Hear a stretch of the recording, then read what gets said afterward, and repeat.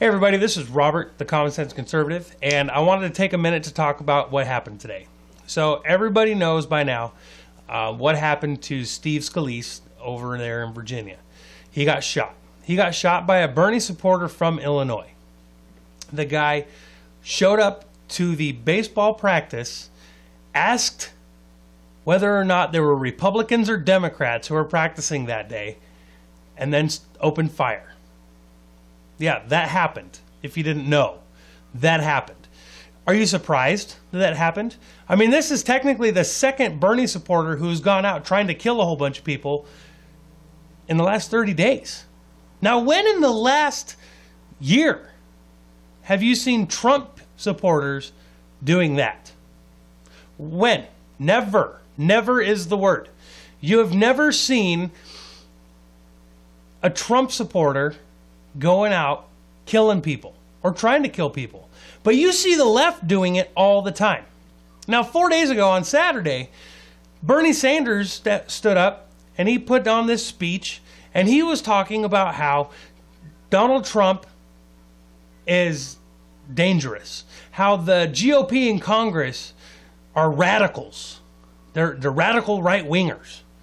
You know, you had the Portland mayor just 2 weeks ago essentially calling conservatives, Trump supporters, Christian terrorists.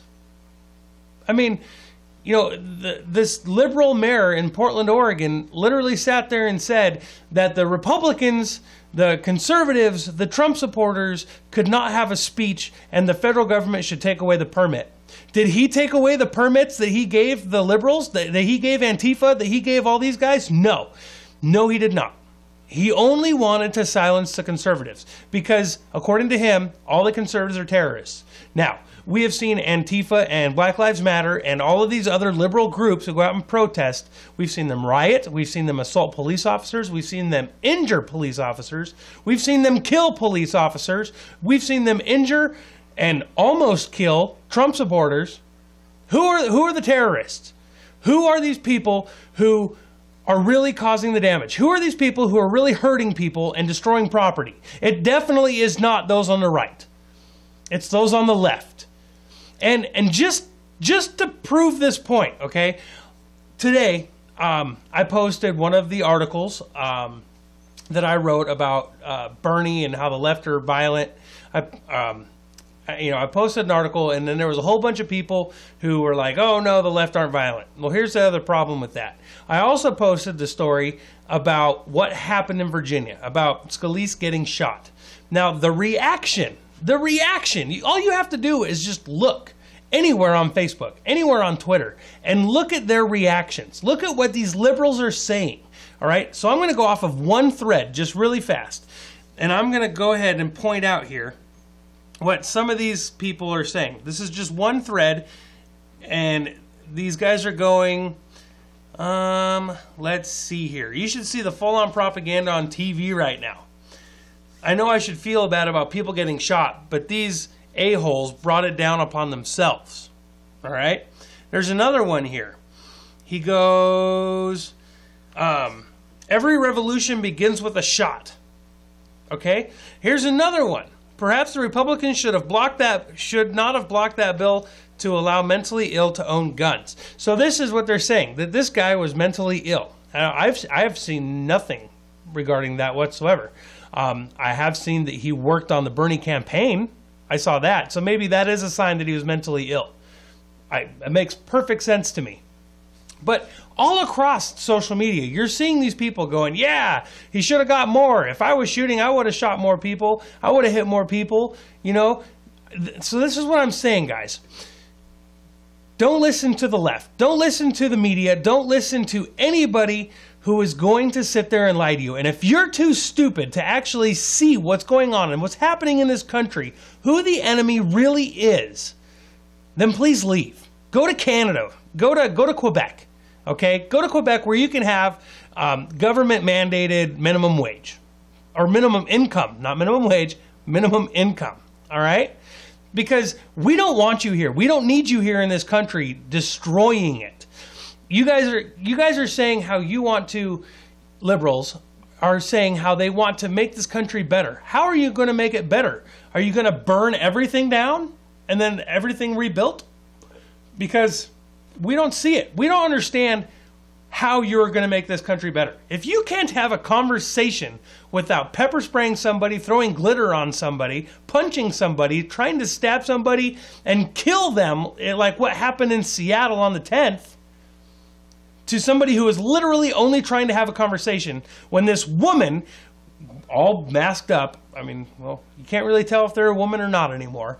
However, we're going to go with it. She was a woman. When she literally, mid-conversation, jumped on him, started slicing at him, and tried to kill him with a knife strictly because he was having a conversation. Or another Antifa guy who was sitting there, well, again, we were having conversations with people, and these were actually conversations with actual liberals, not like the crazy ones, but even though some of them were a little crazy too, but at this particular moment there was an actual real conversation going on, and this little Antifa guy comes up and puts his hand on an open carry sidearm. Nothing against open carry, but don't be putting your hand on it unless you're going to use it, kid, because guess what? That's against the law, because you're brandishing at that point in time. You're going to go to jail.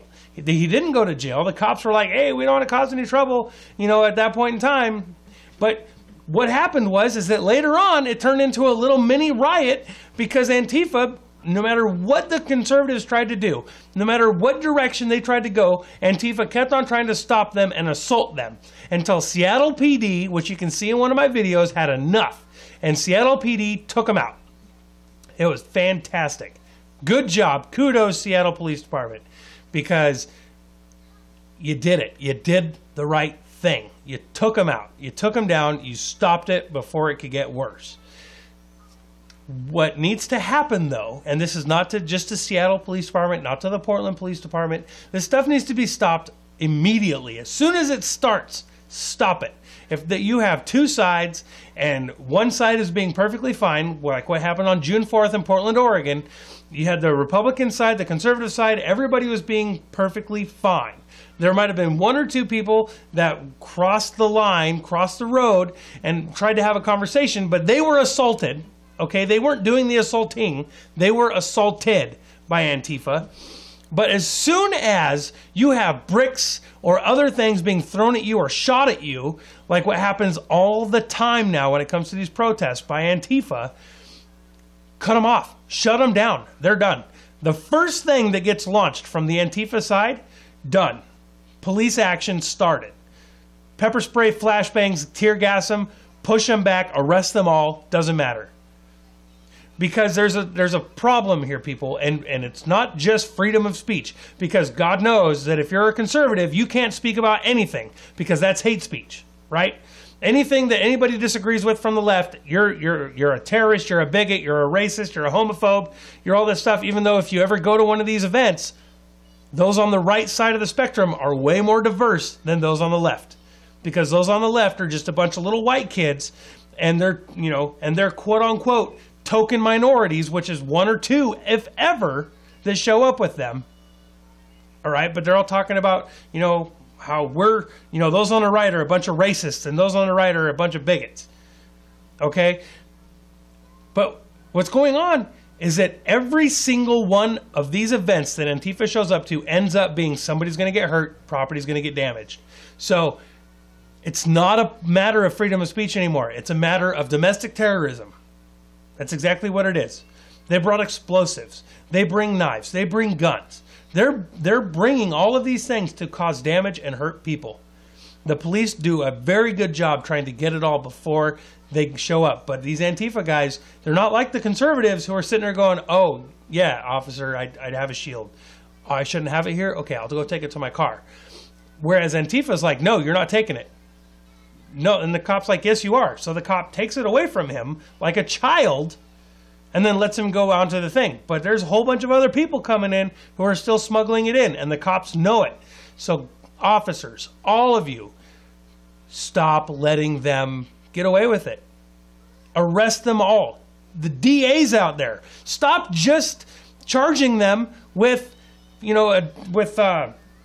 public disturbance. Okay, stop charging them with these stupid little tickets. Put them in jail. They're repeat offenders. There have been the same people being arrested over and over and over again here in Portland, Oregon. But again, key word is they over and over and over again. They keep getting arrested. Enough's enough. Arrest them. Throw them in jail. Period.